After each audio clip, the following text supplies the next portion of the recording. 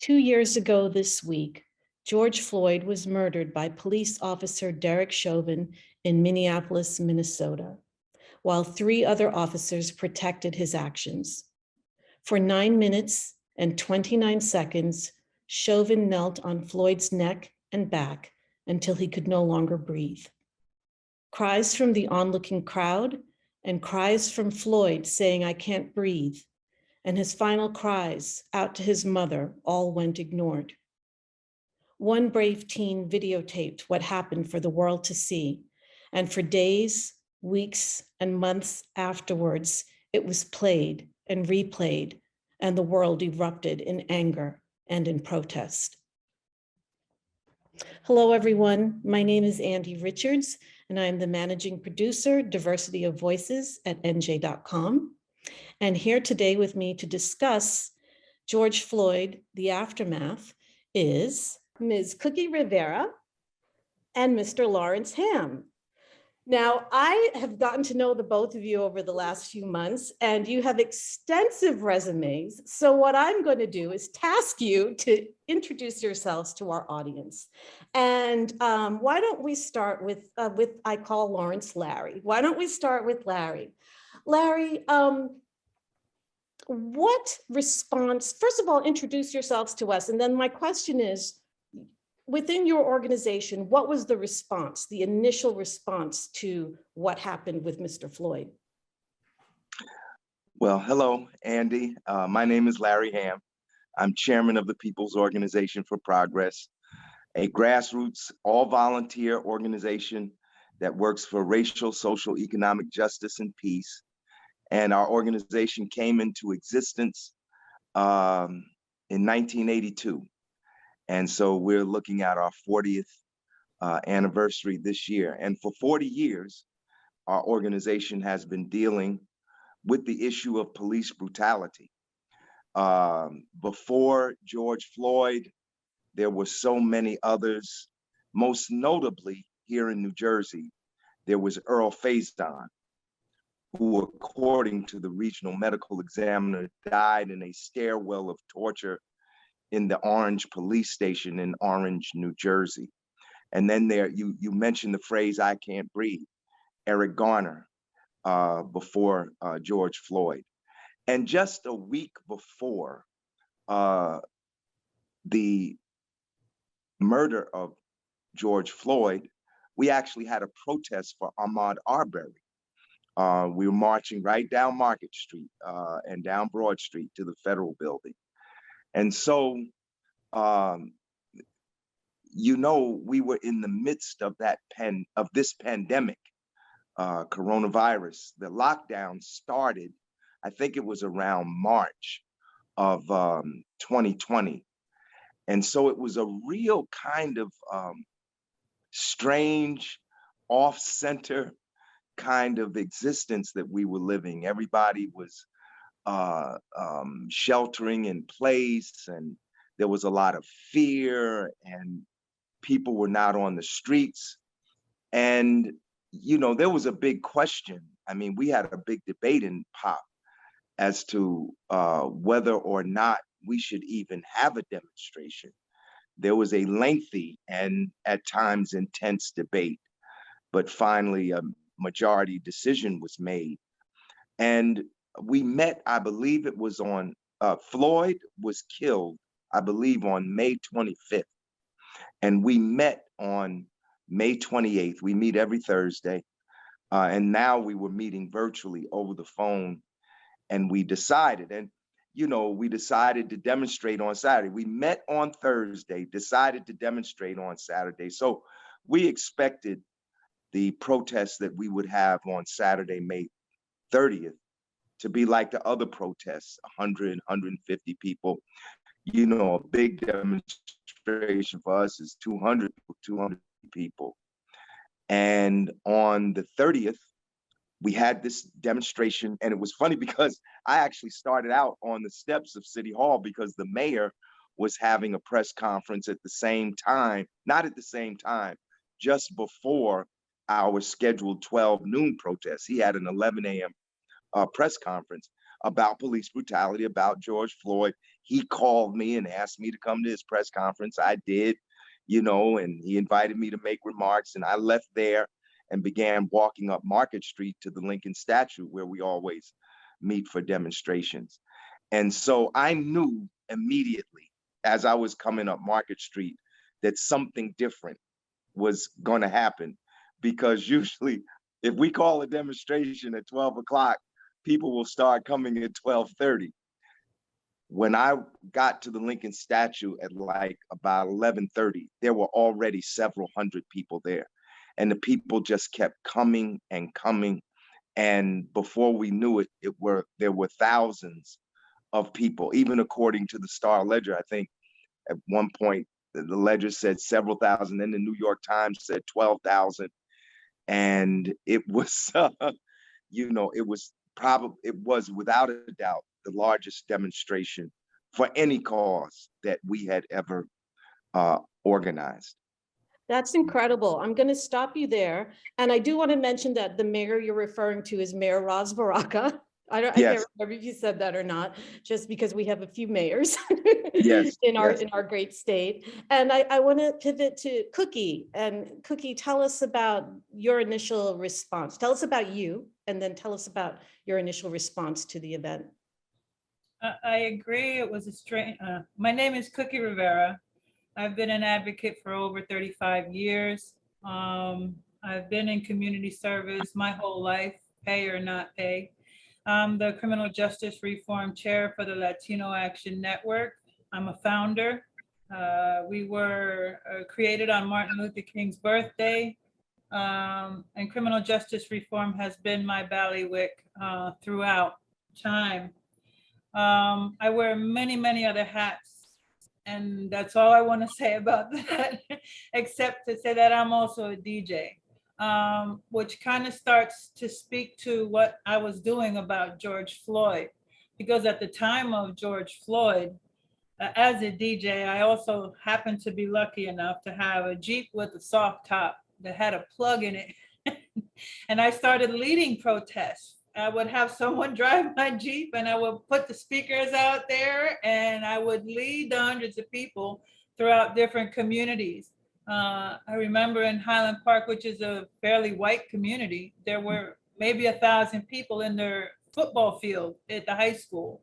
And in New Brunswick, we're pretty familiar with doing protests against police brutality. So we kind of went all along doing those kinds of things. And we certainly marched with Mr. Chairman Hamm and many of his protests, as we continue to do now. And as we continue our journey and our fight to end police brutality, among other ills, that we very much are joined at the hip, you could say, in this fight over the years. Thank you, Cuqui. So Larry, I wanna come back to thousands of people showed up, and they showed up early, which was unexpected.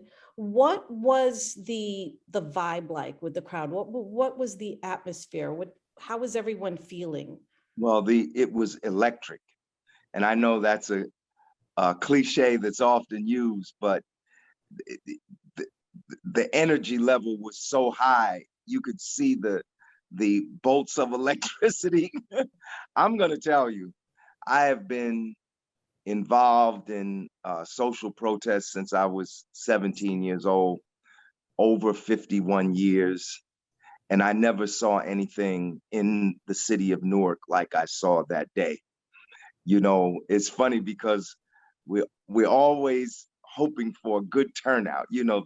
The object of an organizer is always to try to get a lot of people to protest. So we're always hoping for a bigger and bigger crowd. But that day, we were hoping that the masses would show up, and they did. And for a minute, it was unnerving because, POP is not a huge organization. It is, in fact, a small organization. We have several hundred members, and not all of them were at least there at that moment. They probably all showed up at some point, but at that moment. And there were so many people there that day. And the question is asked, why did so many people show up? I think it was a confluence of things. I think a lot of it had to do with the pandemic, the fact that people had been locked down for months. And then I think a lot of it had to do, George Floyd, you could say, organized that demonstration, organized it from the grave. His murder was so horrific, and people saw it in real time, and they saw it in Facebook, and the video that that young lady took, God bless her, went all around the world. And there had been so many other cases. I mean, in the last 5 years, the police brutality has been at a level that we did not know heretofore. And so I think there was those and other forces and events came together at that moment and caused people to come into the streets. We actually started the demonstration early. We did not wait till 12 o'clock. I could just see more and more people coming. The streets were filled. Market Street was filled. West Market Street, Springfield Avenue, those are the streets that come together around the Lincoln Monument. So I said, we got to get this on the road, because if we don't, there's a possibility that something else could happen. And I climbed up on the Lincoln Monument so that the maximum number of people could see. And I began to talk to the people. And there was one of the issues that the mayor raised or was raised at the mayor's press conference that morning was the issue of violence. Would there be violence at the George Floyd demonstrations that were going to be held that day in Newark and in other places? And, I can't remember everything I said to folks that day, but I said one thing I said to people. I said, what do you want the headlines to be tomorrow? Do you want the headlines to be that 10,000 people came together in righteous indignation and demanded justice for George Floyd and all the other victims of police brutality, and marched peacefully and vowed to carry on that struggle after today? Or do you want the headline to be protest erupts into violence? That's a good stopping point. Cuqui, so you're driving around in your Jeep and you're leading protests in the street. What's the response like of the public? What kind of participation did you get? The response in the Central Jersey area is very diverse. And there were many white people in these protests in Somerville and Highland Park and New Brunswick and all over the place. Even one of the protests where I'm sure many more were, but in Somerville, I recall that we had the police escorting us, which felt uncomfortable in the beginning, but they escorted us to a highway and they allowed the hundreds of people to get on their knee for 9 minutes and 29 seconds. And that was palpable. I can still feel it now. And the only time that ever happened before was when the World Trade Center tragedy happened, where even in science, they were able to physically measure a worldwide vibration of humanity. And these are things that we should not feel because of someone's tragedy. So there. Wow, I hope I answered your question. Oh my goodness, no, you're making me want to cry, because I remember, for days, how I felt. But, this was for me, I'm still not over Trayvon. Right. So it was just body upon body upon body upon body. And then just to have this be just there for us, and just to see Officer Chauvin kind of look at us with that malicious, look in his eye. And it was almost like he was kneading his neck and pushing the breath out of it. And I hate to be so graphic about it, but I think that's what galvanized everyone. I think seeing just this intentional destruction is what, like Larry said, you know, it was George Floyd from the grave orchestrating these protests. So Yes. I want to continue from the protests. I know you are both organizers as well, and I know you both also influence policymaking here in the state. So after the initial protests, what role has your organization played in moving the conversation along, in moving the action along as to what we have to do so that we do not see this again? Well, I will say this, that we had policy objectives before the murder of George Floyd. And one of the chief policy objectives was the establishment of police review boards with subpoena power and investigatory powers. This has been a demand of the people in Newark for more than 60 years. This is a demand that was first raised in the early 1960s, before the rebellion in Newark of 1967. And it's something for which we fought for 50 years, but was not realized until two things happened. One was that police brutality got so bad that the Justice Department had to come into Newark and investigate the Newark Police Department. And then the second thing was the election of Mayor Baraka, who ran on a platform that included the establishment of police review boards with subpoena power, which, by the way, was one of the objectives of his father, Amiri Baraka, who had been an activist and community organizer in Newark. And so after the mayor was elected in 2014, and there was an investigation and there was a consent decree and a independent monitor put over the Newark police, the mayor did establish a police review board, first through executive order, and then secondly, it was codified by the city council and into an ordinance. But then the Fraternal Order of Police, Lodge number 12, went into court to stop the police review board. And they were fighting it all the way up. They fought it in Superior Court and initially won. The city of Newark appealed and won in appellate court, and they took it all the way up to the state Supreme Court. Now, that was going on while the George Floyd protests were going on. So we continued to raise this demand during the George Floyd protests and other protests for victims of police brutality.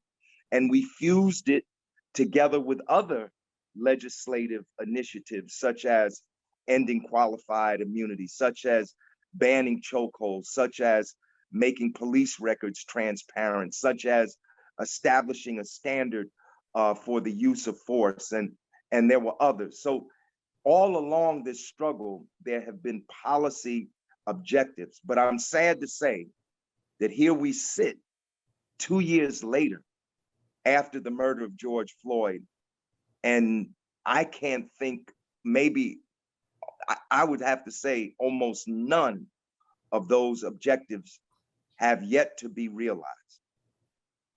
And that's because of the refusal of the state legislature, the assembly, and the Senate to take up these bills and pass them. Some of them have had committee hearings, like the bill on police review boards with subpoena power was released from committee for a vote, but it was not brought to the floor for a vote. Thank you, Larry. So Cuqui and Larry, we're running out of time. So I want to get your thoughts on where do we go from here? Cuqui, what are we doing now? It's 2 years later. We're still having issues of police brutality. You know, we saw it this year with, well, let's see what happened this year. I know we had the young man in Bridgewater. No, I'm trying to, there's just so many cases. The young man in Bridgewater, I mean, thank God he wasn't hurt. at least physically. We know he was definitely traumatized. But and with all of the reform, with all of the training, the fact that that could still happen, I just wonder what you both think about what we need to do moving forward. So Cuqui, you go first. So the tragedy of the blessing of this young woman recording this George Floyd incident has to force you to realize what you don't see caught on camera with the tragedies that we can safely say occur every day in our communities.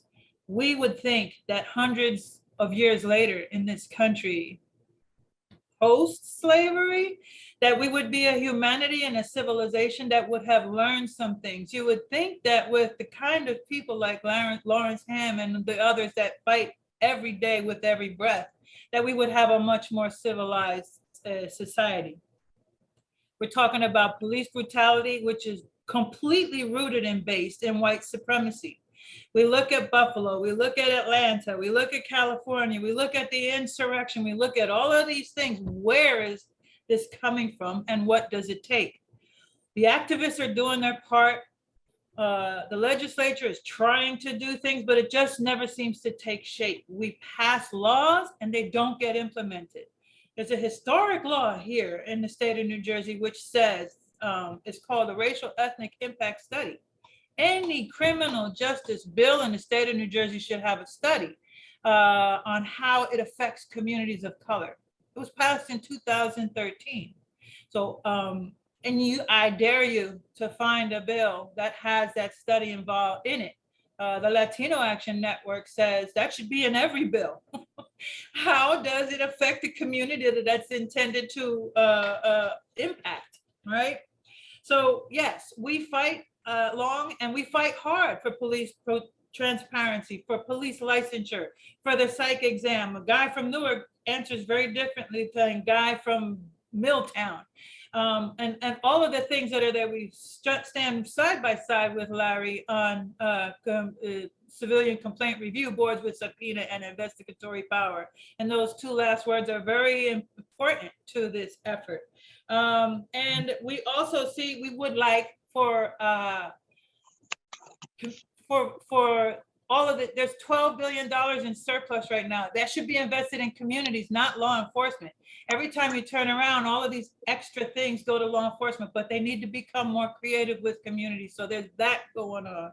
And there's just so much going on. And our plea and our cry is to help people get involved with us.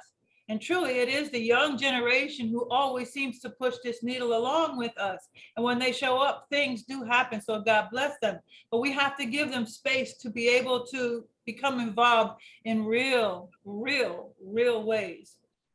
So those are some of the ways that we continue the fight. And with our last breaths, we will continue this fight. Larry, you've got a minute and a half. Well, we're continuing the fight for for justice. Even the struggle for George Floyd is not over yet. Chauvin has appealed, and so are the other officers. So the struggle for justice for George Floyd is not over. And we're continuing to fight against police brutality at the local level. We have our own cases here in New Jersey. You mentioned the young teenager, Zakai Hussein, who was racially profiled and brutalized by police in Bridgewater. We have Carl Dorsey in Newark that was killed by a police detective. We had the Rodwell Spivey brothers who were racially profiled and physically assaulted by the police. So we're fighting for those cases. We're fighting still for the federal legislation, the George Floyd Justice and Policing Act. We're still fighting for the legislation at the state level for police review boards with subpoena power and all the other police reforms. We continue to protest, we continue to march, and we'll continue to do so until we get some modicum of justice, because justice has not yet been attained. I want to thank you both for joining me today to talk about this very serious issue and something that we need to really put more focus on. And we will continue to do so. And I will continue to do my part to bring more people into the conversation, because that's my action on this, that we keep talking about it and we keep the awareness, out there so that we can really make change.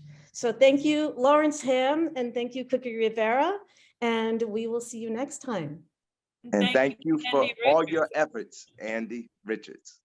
Thank you. Thank you.